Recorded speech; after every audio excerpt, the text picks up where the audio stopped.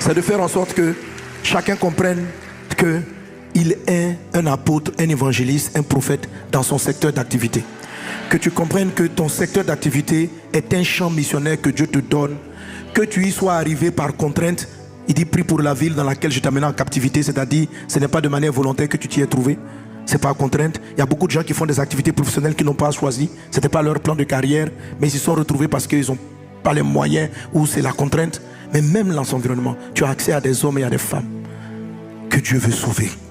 Alors, si tu commences à regarder ton lieu de travail comme un prétexte que Dieu utilise, Dieu t'a donné ce travail comme un moyen de leur parler de Jésus, tu vois, tu commences à être dans l'esprit du Seigneur. Et là, tu vas commencer à mettre beaucoup de choses à ta disposition.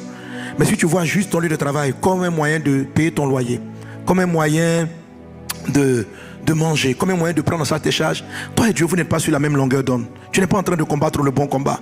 Tu vas combattre pour avoir des promotions, pour avoir un salaire, pour avoir des choses, mais ce n'est pas le but de Dieu. Dieu, ça n'intéresse pas tout ça. Parce qu'il va te donner mieux que ça au ciel. Ok?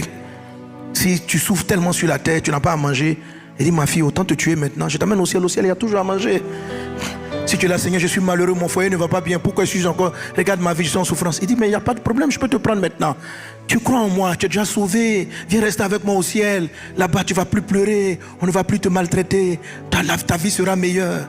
Voilà. Mais s'il te laisse sur la terre malgré ces défis, c'est qu'il espère à tout moment que tu comprennes que le but pour lequel tu es sur la terre, les expériences que tu traverses.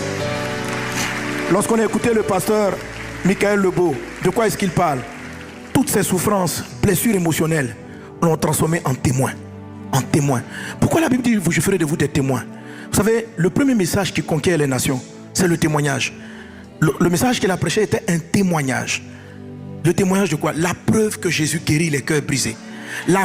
Il est un témoignage que Jésus guérit ceux qui souffrent du rejet. Amen. Donc, les souffrances que tu traverses, être un témoin de Dieu, c'est que Jésus dans ta vie va être la preuve qu'on peut prendre quelqu'un de la poussière, de l'humiliation, de l'abaissement pour l'amener au sommet. Ta vie va devenir un témoignage. Il dit, vous recevrez une puissance et vous serez mes témoins. Il n'a pas dit vous serez des prédicateurs. Il n'a pas dit vous allez parler de moi. Vous allez être mes témoins. C'est-à-dire vous allez rendre témoignage. Votre vie sera le témoignage de ce que j'ai fait dans votre vie. Que la faveur de Dieu soit sur toi. Que la grâce de Dieu soit avec toi.